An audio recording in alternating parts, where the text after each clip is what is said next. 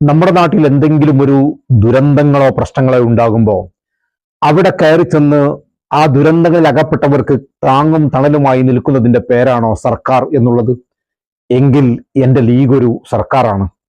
അവിടെ എല്ലാം നഷ്ടപ്പെട്ടു പോയവന് അത്താണിയും ആശ്രയവുമായി അവന്റെ കയ്യിലേക്ക് ജീവിതത്തിന്റെ മാർഗങ്ങൾക്ക് വേണ്ടി എന്തെങ്കിലും ഒരു തുക എത്തിച്ചു കൊടുക്കുന്ന ആദ്യത്തെ സംവിധാനത്തിന്റെ പേരാണോ സർക്കാർ എന്ന് പറയുന്നത്? എങ്കിൽ എൻ്റെ ലീഗ് ഒരു സർക്കാരാണ്. ആ ദുരന്ത ഭൂമിയിൽ എല്ലാം നഷ്ടപ്പെട്ടവർക്ക് വീടും സൗകര്യങ്ങളും ഉണ്ടാക്കി കൊടുക്കാൻ വേണ്ടി നിരന്തരമായി ശ്രമിക്കുന്ന സംവിധാനത്തിന്റെ പേരാണോ സർക്കാർ എന്നുള്ളത്?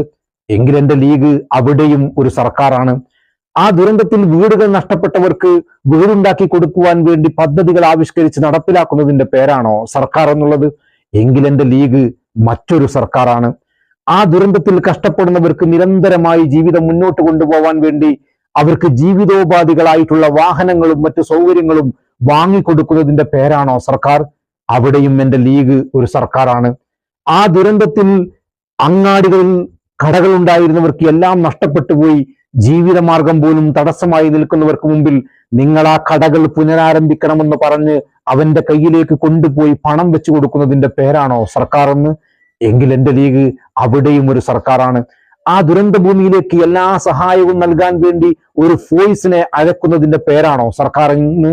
എങ്കിൽ അവിടെ വൈറ്റ് ഗാർഡിനെ അയച്ച് നിരന്തരമായി രാപ്പകൽ പണിയെടുക്കുന്ന ആ വൈറ്റ് ഗാർഡിനെ പറഞ്ഞയക്കുന്നതിന്റെ മറ്റൊരു പേരാണ് മുസ്ലിം ലീഗ് എന്ന് പറയുന്നത്.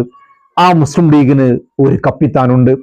ആ മുസ്ലിം ലീഗിന് ഒരു പടനായകനുണ്ട്. ആ പടനായകന് വലിയ അകമ്പടിയോ വലിയ പോലീസ് സന്നാഹങ്ങളോ ബേക്കൽ ലൈറ്റുകളോ ഒന്നുമില്ല.